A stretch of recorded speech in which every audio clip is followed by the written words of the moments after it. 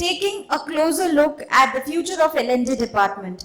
And for this, I would like to invite our panel moderator first, which is Kshitij, who is Vice President HR, Corporate R&D, Global Functions and Head Talent and OD at Schindler India.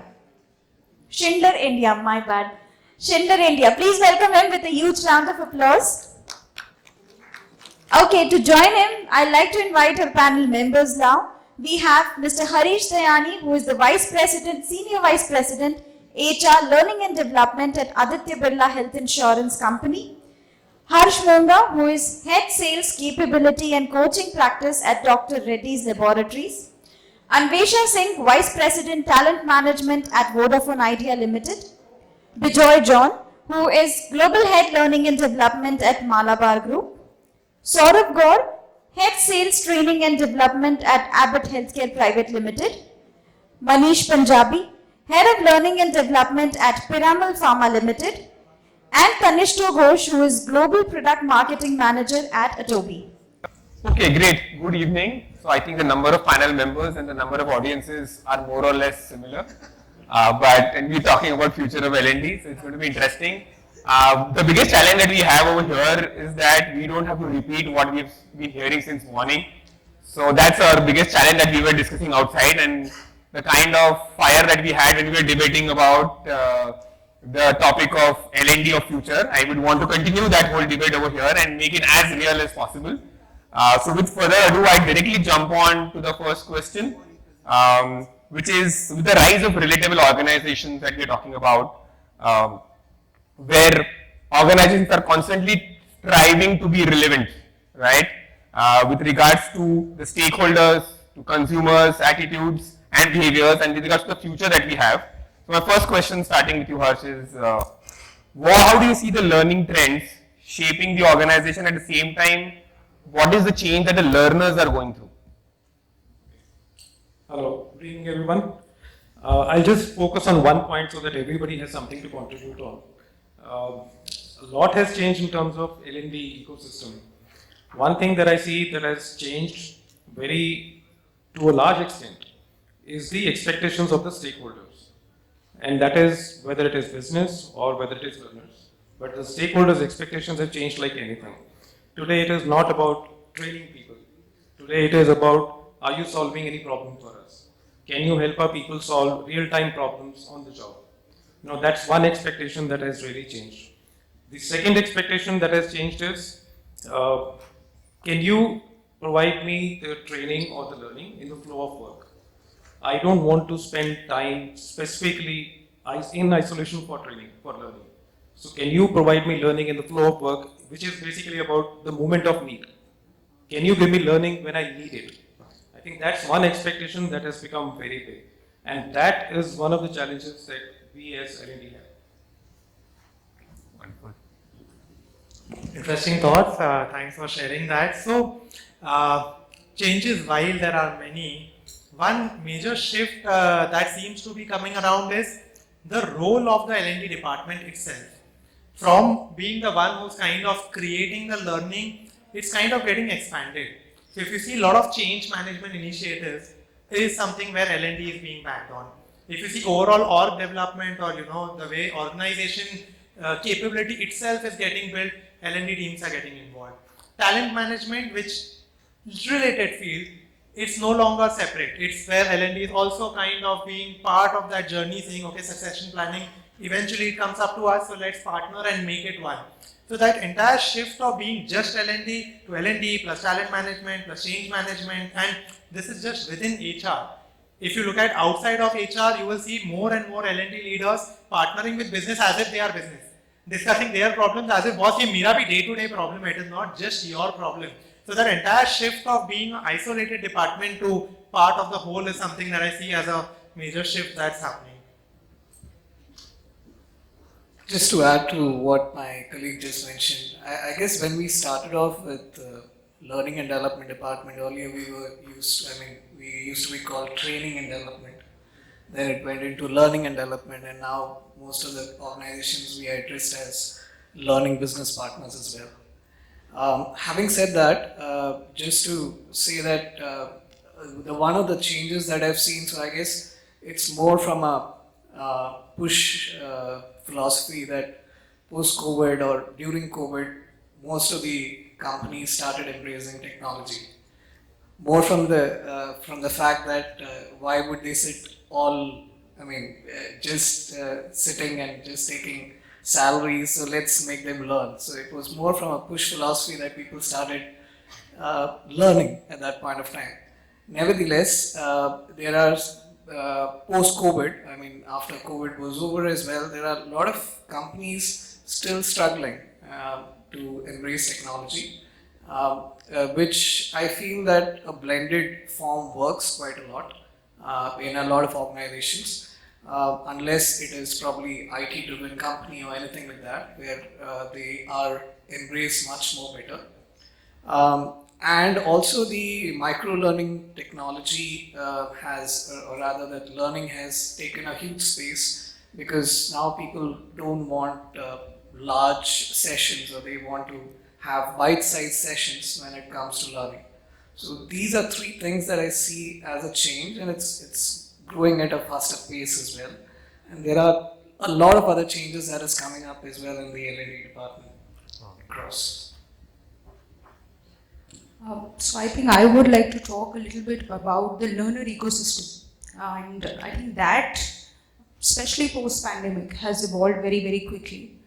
We are in a space and a time where there is plenty of choices that learners have, and I think one challenge that they face with is, of course, a very distracted kind of an environment that they are in, because there are a whole lot of challenges that they have to face. They have to look at priorities at home, at work, managing teams, managing the business. It's also a big challenge where multiple generations are coming together in our workplaces today. And every generation has a different modality of learning. Right? Somebody is able to learn through reading, through listening. A lot of generations are much more comfortable with digital learning. Today, our last speaker was speaking about phygital learning. I don't think all generations are very attuned to that. And today, the way L&D departments have to cater to these multiple generations and stay relevant to their needs, I think is very, very critical, and it's a big challenge, I think, for departments as well as for learners these days. Thank you. Just building on this point, we are talking about what has changed for the learners. So one big change that I consider is even the expectations that customers have today, especially from our field force, our colleagues who are customer-facing teams. Like all of us, due to the necessity, even customers have become very techno-savvy. They don't look for solutions from someone coming and telling me about this, but he's comfortable googling it or going to the right website and finding the solution, which has made it very challenging for the customer-facing roles. They have to constantly upgrade, learn, and that too, like their customers, they need it really, really quickly.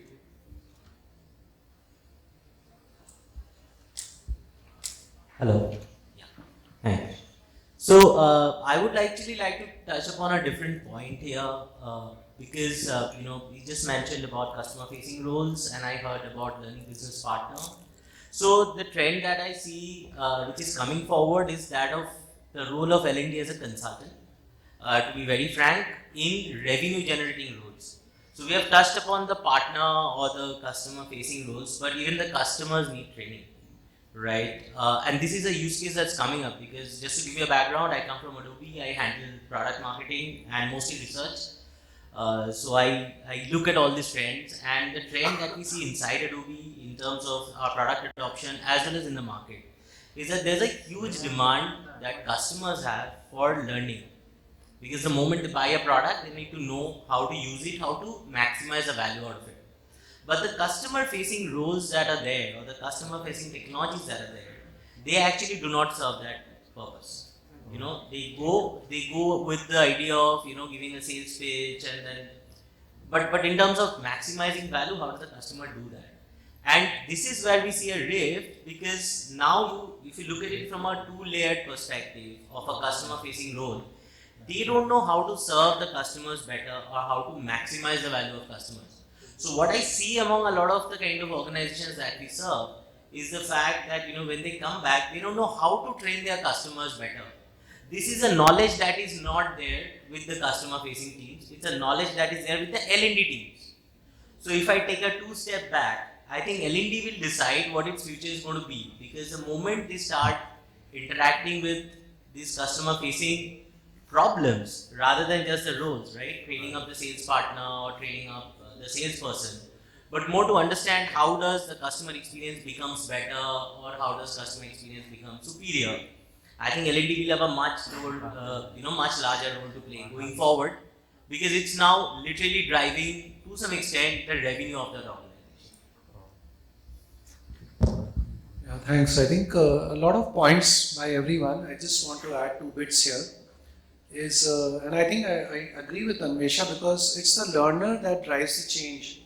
So you have a variety of people sitting today who the priorities have changed. So there is a millennial, there's a Gen Z, there's the baby boomers are now kind of coming towards retirement types.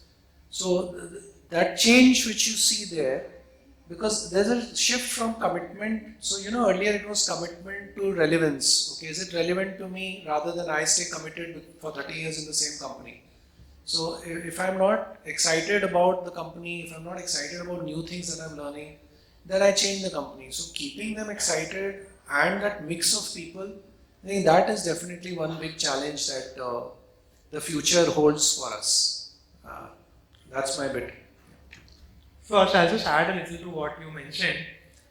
If we look at the future, and if we try to think of the talks that came in today, I recollect, I think Vidya from Mindtree and Imocha, the gentleman, they both spoke about a lot of analytics, a lot of data, a lot of, getting to have that entire skill inventory in place, getting full information in place, getting to probably have predictive analysis run. So analytics or data analytics, which is again a trend which is across industries, across departments. For learning folks, it's becoming even more relevant, and there is a lot of information now that's now kind of being available. So to manage the customer experience or the learner experience, to be in that zone where you can really create that impact, getting the data right in place is kind of helping out. So that's one, again, a trend that kind of coming across.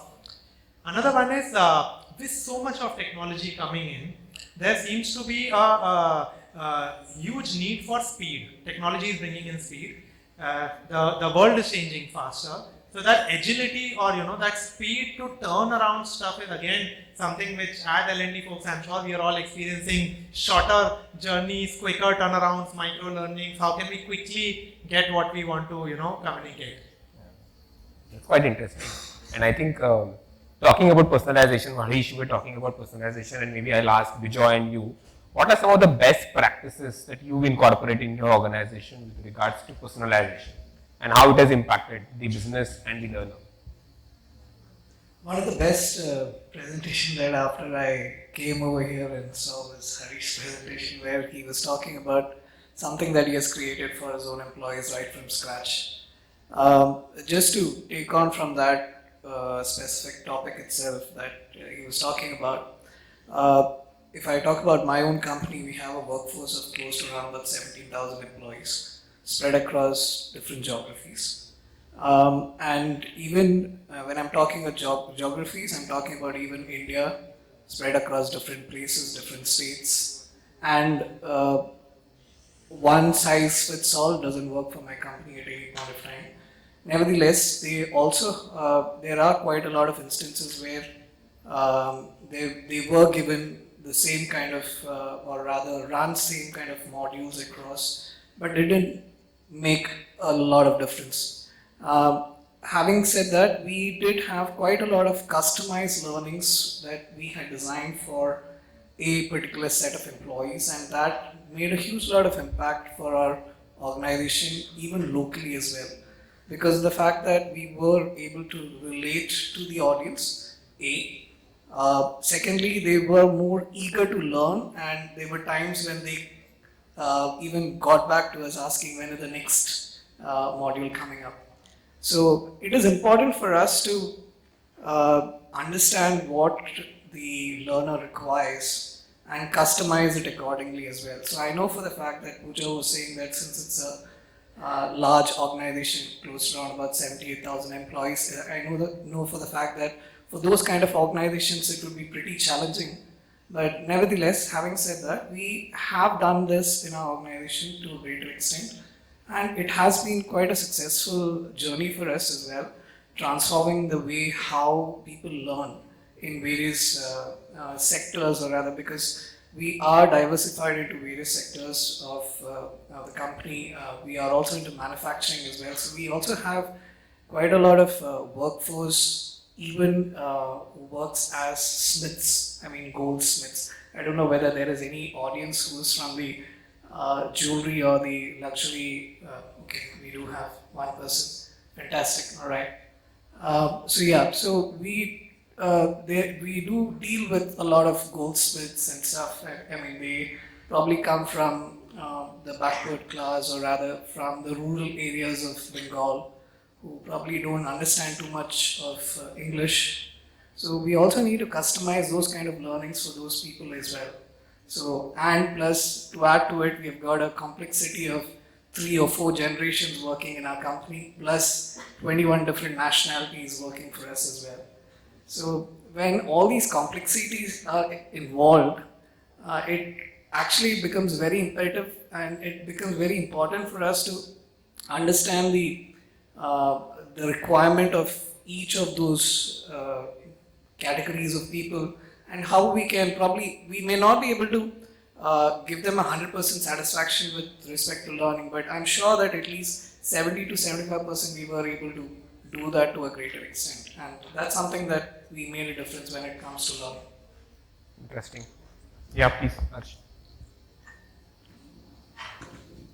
So I think there's something interesting we did recently. So I'll just add to this. You're talking about personalization, and we just experienced it in my organization. In fact, we have Shezartech here who has worked with us earlier, so he knows what I'm talking about. So we recently started this cohort-based training programs, and we said we will not, this one size fits all, it doesn't work. So we'll not have the same kind of learning interventions being pushed down the throats of people. We will identify n equal to 1 learning needs. And that we did by doing a lot of data crunching, a lot of data analysis, and we just didn't look at the skill inventories. We also looked at their performance, their real performance on the job. We looked at their process metrics. I'm from a pharma company, so process is very important. So we look at their activity, productivity. We looked at their skill ratings. We looked at their knowledge scores. We looked at their learning compliance and everything. And through analytics and BI, we arrived at very specific cohorts which had very unique learning needs. So if you fall in a particular cohort, and by the way, you might fall in more than one cohort if you have more than one learning need. But we implemented the learning journeys for those cohorts, and we saw that the uptake, adoption, and appreciation was much higher than pushing those thousands of. We deliver thousands of courses, by the way. So thousands of courses down their throat. We saw much better response. We saw greater leadership alignment. We saw business driving the learning agenda, on their own. And learners coming back to us and saying, this has really worked for me. So that was one good example we just saw recently in terms of personalization. Just to kind of add to what both of us said, so Harsh and Bejoy, both of you said, and then Manish. So how do you link these three? I was just hearing them and I was thinking that it will be so great if, for 70,000 people with that complexity, we can use data, what Manish talked about, and analyze and see how is it making a change. And what Harsh, you said rightly, that if its uptake is good, is it giving the required numbers, productivity, whatever are the metrics of the business.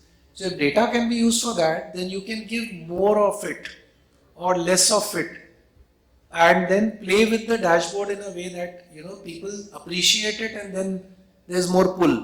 Yeah. So the objective, and if I were to take a risk and say, the objective is to make ourselves redundant in such a manner that the system drives it for you and you manage the system. Yeah, because otherwise 70,000 people, how will you manage? In your case, right? So that's what I was thinking. And maybe to add to it, one of the aspects that we did over here during the pandemic, we realized the business case for us, attrition, people were working from different locations. And the typical way of identifying learning needs was to look at IDPs, performance reviews, get the context of the organization, future needs.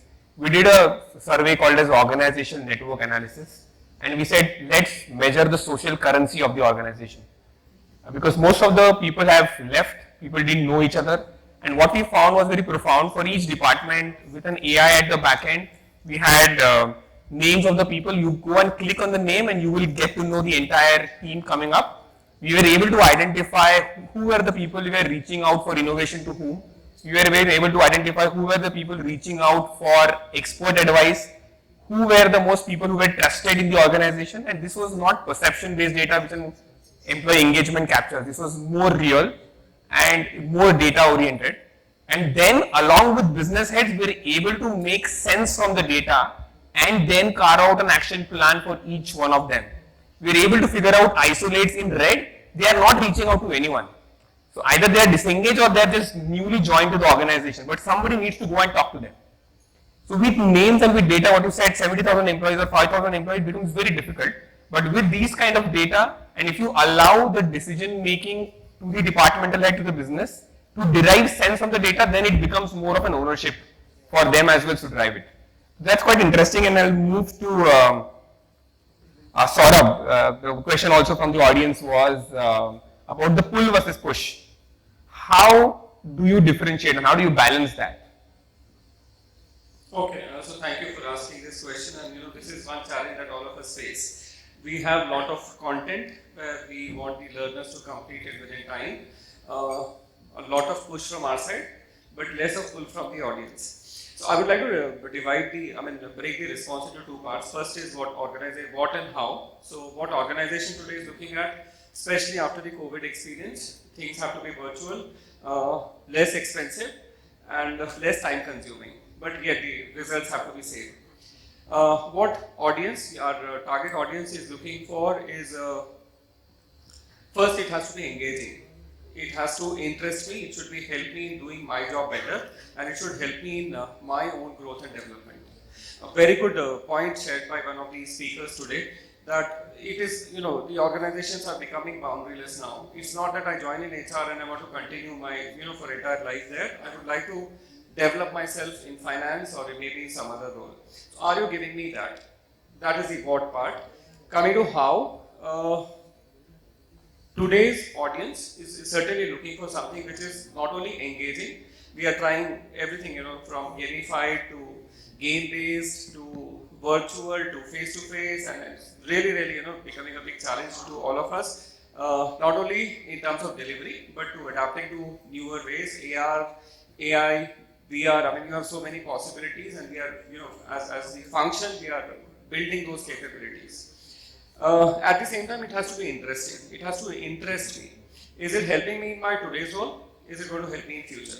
If we have the answer to that question, I think there is going to be a lot of pull, and the effort today that we are, apart from building the content, delivering it, and then following up, maybe the last part we can reduce. Excellent. So I'll reach out to Manish. Manish, in the last session also someone spoke about immersive learning. And I think that's something that you've done and you've been implementing. So could you share some light on that? So I'm a strong believer that we like to put in a lot of jargons. हर चीज के लिए दो तीन नाम. Immersive learning is something which has existed. It used to exist previously more in the form of physical, where you used to take people for immersions, you used to take people out, maybe to a plant visit, or you take them to a different organization, make them immerse into their environment, learn something, best practice, get back. These days the same thing is a little more tech enabled. So we have augmented reality, we have virtual reality, we have mixed reality, now we have the entire metaverse coming. So more of jargons I would say, but idea is it creating value? Is it creating some kind of a differentiation or disproportionate value creation versus the investment? So if doing an AR or an immersive learning for that matter is creating that disproportionate value, it's a great thing. We did that way back in I think 2016 2017 onwards, where we invested into VR because it felt that okay, it can solve a problem. It can solve the problem of making almost 500 recruits travel to 2-3 different plants, rather get it done in a 360-degree VR, one shot, get everyone to experience it. So immersive learning, great, but again linked to the objective. If it is linked to the objective, any form of learning can create that impact, whether we call it AR, VR, or actual immersion. That's my view on immersive learning. Interesting. So we now move to automation and AI, since we were talking about it, and I would like to call here Harish and Manish to talk about some of the best practices that you are doing in your organization with regards to AI. Okay. So this again, we did something recently, about one year back, is when we institutionalized this. We had started we started skilling through AI for the sales readiness. Now again, in a pharma industry, you have the frontline reps who go and meet customers, and the whole thing started when we suddenly moved from classroom training to virtual training, and we realized that the best methodology for building skills in a classroom training is what? Role plays. Virtual training did not give you that opportunity. Even if it does, the effectiveness is always a question. With half of the cameras off, what will you do? So this was one problem that we faced. We also realized that, how do we now standardize the sales pitch that our reps are making to the customers? How do we make sure that the go-to-market readiness is there or not for the new hires? How do we make sure that, early productivity can be achieved, what our organization wants to do? So all these things were bugging us, and we were thinking, what do we do? And then we realized, technology will be the solution. And among all the technologies, artificial intelligence, of course, coupled with machine learning, is something which is really very useful for sales readiness. So we looked at all different technologies, we looked at all different tools, we evaluated, because we wanted to use a technology which is not just going to give us initial results, we wanted it to be scalable, we wanted it to be reliable, we wanted it to be easily integratable with our other systems and other interventions that we have. For example, your LXP, LMS, HRIS, CRM, and all those things. So what we went about doing was, we looked at a tool that is a video-based sales coaching platform. And this platform, where you can create scenarios, and you can provide those scenarios to the reps, to the learners.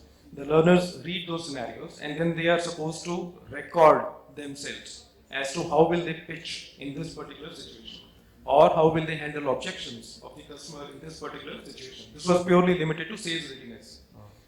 And then they can upload that recording, the final one that they like. They can practice as much as they want, and they can upload that recording into the system, and the artificial intelligence comes back with a feedback report saying that, these are things you said well, these are the things you missed, and here was your body language, this was your pitch, this is how your tone was, and this is what you could have done better, and this is your score. And it also tells you, within your cohort, this is the best video, which means this also helps us undertake or implement peer learning. If I am a group of 100 people are doing the same thing, the report gives me a link to the best video within that group and says, this is the best one, maybe you want to have a look at this and see how you want to do this yourself. So very good tool, very good technology, and of course we started with end in mind. We began with end in mind, and we had already decided matrices earlier. Again, little pharma related, but then we looked at matrices like, does the in-clinic time improve? Which means the time spent by the sales guy with the customer, does it go up? Which means is the sales rep now able to engage the customer for a longer period of time? Does the brand exposure go up? Because we have e-detailing, it's on the iPad. So can we have better brand exposure, a higher brand exposure, because of the improved skills, because of this tool? And we saw up to 25% improvement, in all these different areas. So we felt that this is something which was very, it's at an early stage, the whole technology or the tool system, but very useful, and we have seen the needle shift with impact on the ground. So that is something where we have seen how to implement AI for sales readiness with real results. Thank you. Manish. Hello. Yeah, so I'll take a again give a different example because I come from the product development side of it. But I think that it's very important to actually have a single vision towards technology and basically bring it down to simple because technology itself is very overwhelming. There are so many terms that we hear with AI, ML. Now there's GPT-4 and GPT-3 and multimodal languages and all that. But technically, if you look at technology as something that is humanized, that is experience-led, and that is frictionless. We kind of try and broadly look at technology with these kind of umbrellas. That okay, whatever we are developing, can it reduce friction? Is it personalized, as you rightly said? Therefore it's humanized, that it touches you as a person rather than as a big part of a part of a big whole and all. And lastly, is it experience led? Is it something that is memorable to you? Do you keep it in mind? So when we looked at that, the kind of L&D technology that we are developing in Adobe, it's primarily we are looking at frictionless by actually using a lot of low code technologies. We realize that it's a challenge sometimes to do a lot of API integrations when you want all your systems to work together. And you want that, right? Because learning platforms are being used in multiple ways. Now, with training of partners and customers and internal teams, external teams. So we wanted, and you want things to get simple, you want your L&D people to actually breathe a little instead of trying to, run after 20 vendors to do integrations. And that's where, low code we see is the way to go to the future. Because low code literally means that anybody, with very little coding knowledge or even no coding knowledge, can actually integrate two systems. We have implemented that with Workday, with tools like Power BI, where Learning Manager, the platform that we have built in LMSs, it's now integrating with just a couple of tokens. You generate tokens from within this platform, that platform, and you integrate. No hard and fast coding required. We are literally dragging and dropping components into from one platform to the other. And we are making them work together, right, with Experience Manager. So that's how we are looking at two sides to it. One is that for the learner, when because the learner also doesn't like touch points. The more touch points you give them, we have been discussing it. How many clicks do I do? And therefore, when you give it to the learner wherever they are, whether it's their internal intranet, whether it's their partner portal, wherever they are, right? Any portal. When you put the technology there, it actually makes frictionless for them. So we are developing that tech. We are integrating with the Experience Manager sites, headless LMSs, primarily to ensure that the learner gets it wherever they are. They don't have to go to 100 places to get their training. Secondly, they get it the way they want it, right? Wherever they are in their personal journey. And that's where personalization and all your AI recommendations really come in. Because just like Netflix, identifies your, movie watching habits, we identify your movie, your learning habits as well as your peers' learning habits, right? So we then give those recommendations. So I think that's where a lot of work is actually getting done. Adobe definitely has its own AI platform called Sensei, where we are running that. And third, it's experience-led, right? So it depends on how smooth is it, how memorable is it. And that's where I think AI is going to play a big role, primarily because it will. That's where we also see how does the L&D work actually reduces. And therefore, when we do these low-code integrations and we ensure that it moves from like a person, when he gets hired in and gets his first CV gets uploaded on Workday, how does that entire journey from Workday to final certification to deployment gets automated? So I think from a technology perspective, that's what we are looking at. I just want to build quickly on this point about L&D needing to catch up, with technology. Today we are talking about ChatGPT taking away our jobs. Why didn't we see this coming when we, introduced Siri and Alexa? In its most native form, if you see, Siri and Alexa are sort of the grandparents of ChatGPT, but we didn't visualize it. The shape it can take or the kind of impact it can have. And of course, they also didn't change, so ChatGPT had to come. But I think the technology, we need to embrace technology, It will not replace anyone, but we need to also be able to solve business problems with technology. That's the whole point. So I was talking about this AI implementation. In pandemic and in sales, those people who are from commercial organizations, any industry, most of the time people rely on the managers working with their team members and giving them feedback on how they are doing. Now in pandemic, during lockdown, when there is no joint field working, when the manager is not working, who gives the feedback? How do I know whether I'm doing right or not? So there's a lost opportunity there. And using tools like the one I described earlier, using AI, there is a virtual coach available. It tells you how you're doing. It tells you how is your behavior in front of the customer, and it tells you what you need to do better. So we are not replacing the manager, but it's a opportunity for us to sort of I would say amplify. Interesting. I would like to call in Anvesha over here to kind of ask, how do you see the impact of these emerging technologies, whether it will isolate or whether it will integrate? Thank you, Kshitij. I think this is a dilemma that most L&D departments are struggling with. It's a dilemma that I personally struggle with, especially when we look at leadership development, right? Because therein, it's a high touch point kind of program. But in today's world, where you're looking at inclusion, where you're looking at equity and driving those values, when you have technology really permeating learning, you're creating a whole lot of maybe screen time or a lot of personalization, which is very limited to individuals. But I think that also leads to people getting very isolated, because the personal and human experience, which had to be shared together, and the in a physical kind of a setup, is actually going away. Yeah, because today the debate is that let's get scalability, let's get reliability, let's give people access, yeah, at wherever they are. However, those are really gnawing at those values of camaraderie,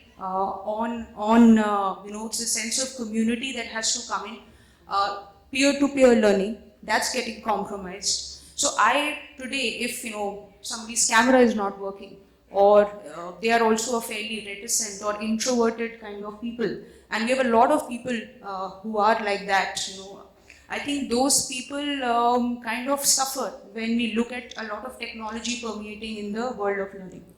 And as a learning team or as a talent team, I don't know if we have a solution there.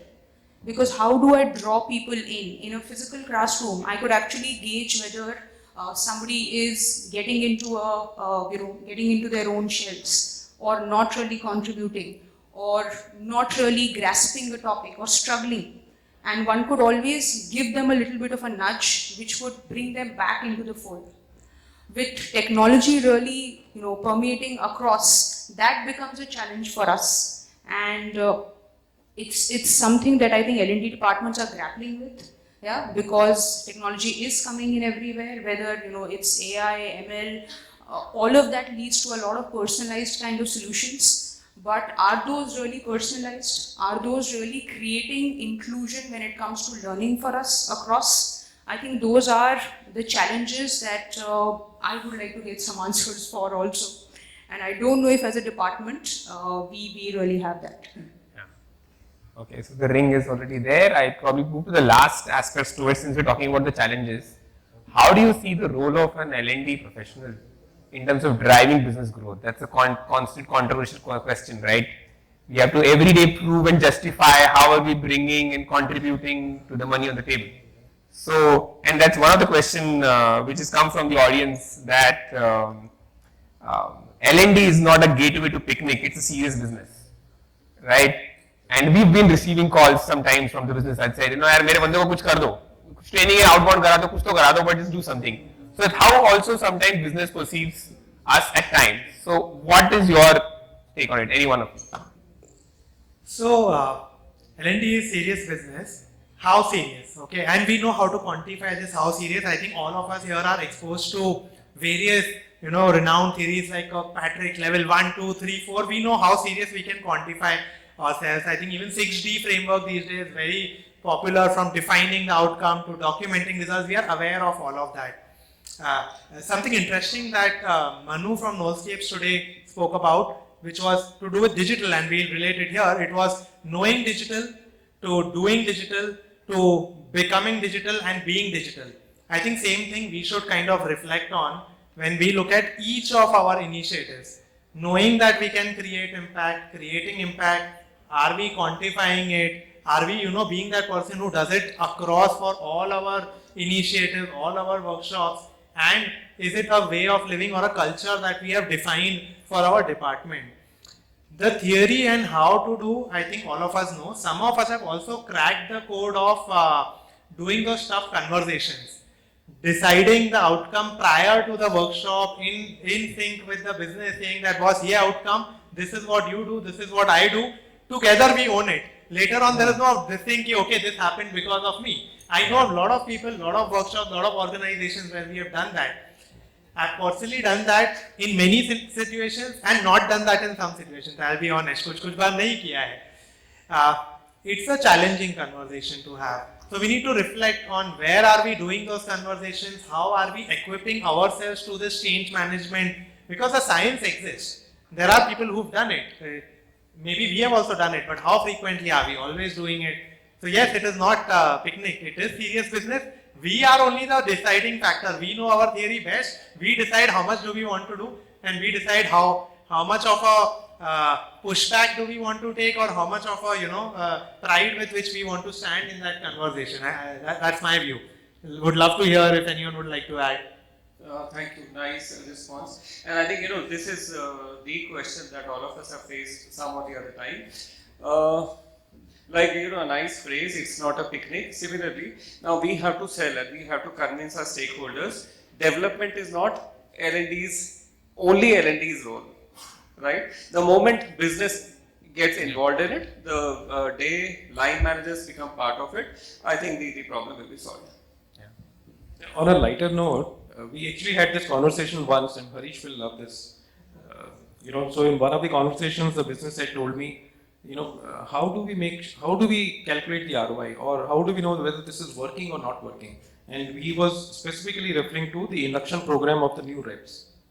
So by the way, we induct about 2,000 reps every year. And you can imagine in classroom training, how much is the cost? So the question was, how do you know this is working, and how can you prove it? I said, it's very simple. Next 6 months, any new rep who gets hired, we don't train. And then we will see. Compare the performance of those guys who have not been trained with the guys whom we trained. And then we will see. अगर आपको doubt है, तो training छोड़ देते हैं 6 महीने के लिए. वो कोई नहीं छोड़ेगा induction program के लिए. Harish.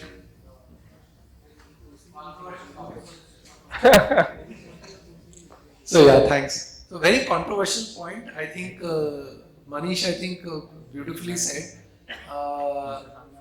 2-3 pitfalls here on this one. One, when you're measuring ROI and when you're seriously looking at showing results of a training program, all said and done, involvement of line, involvement of other managers is important. But you cannot do more than 2 programs in a year. If you try to do a large number of programs trying to show ROI सब चीज़ का, because ROI बनाना बहुत मुश्किल है. If you are going to really do ROI maths, then there is this Philip, I forgot his name, Phillips, Phillips has made a model. Philip Kotler? No, not Kotler. Kotler is marketing. Jack Phillips, right. He's made the 5th level. Kirkpatrick made 4 levels, and Phillips took it to the 5th level, which is ROI. So if you really want to measure ROI, don't try to do for 5 programs in a year. Do it for 2 and do it properly. And trust me, you will win it. It will happen. So these are some pitfalls we all do. We end up doing too much because there's a lot of work to be done and we all want to do it. And then we don't have that much time and bandwidth to measure. And that becomes a problem later on. Yeah. And that has to be a business case, which business has to own. Yeah, I'll just add to what Harish is saying, very interesting. And if we look at sales, okay, and if we look at learning and development in sales, there are various trackers that you can have. You can track market share, you can track profitability, you can track revenue, you can also track leads converted, leads generated. Okay, so sales has their own trackers. They have clear definition of, I would say, lead indicators, lag indicators, and indicators which they want to track at the right scenario. When L&D is being questioned, and I tend to use this with my businesses also, is that ROI is one methodology. Like Harish said, we will use it for certain programs where we feel ROI measurement is the right matrix. For others, we have our own L&D matrices which are similar to having a lead generated, to a lead converted, to a sales made, to a, let's say, revenue, to a profitability. We need to be very careful in terms of where do we leverage which kind of a methodology or a matrix. Else, like he said, we will end up overcommitting, and it might actually turn out to be backfiring because L&D is picnic because you're not being able to quantify. You yourself said what you will quantify. Yeah, one more pitfall. So last word, Harish. Sorry, I'll just quickly, I know there's a time out. So one more pitfall in this, the effectiveness of a learning intervention has certain effectiveness, right?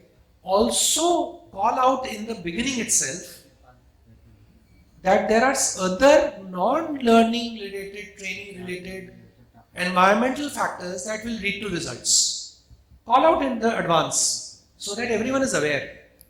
Like for example, if I am training someone on a product and you want that product, you expect that guy to sell the product, but your incentive plan rewards a different product. तो हो चुका, आप जितना training करना कर लो, ROI भी दिखा दो, कुछ भी करना कर लो. But something else, performance management or incentive plans, or the manager is asking something else and this guy has been trained on something else. So call out in advance what is it that is not, is a non-training impact on the result that you are measuring. So call it out and you are safe. It's not a good idea to say safe, but you are clear कि इस result में ये 3-4 environmental issues हैं.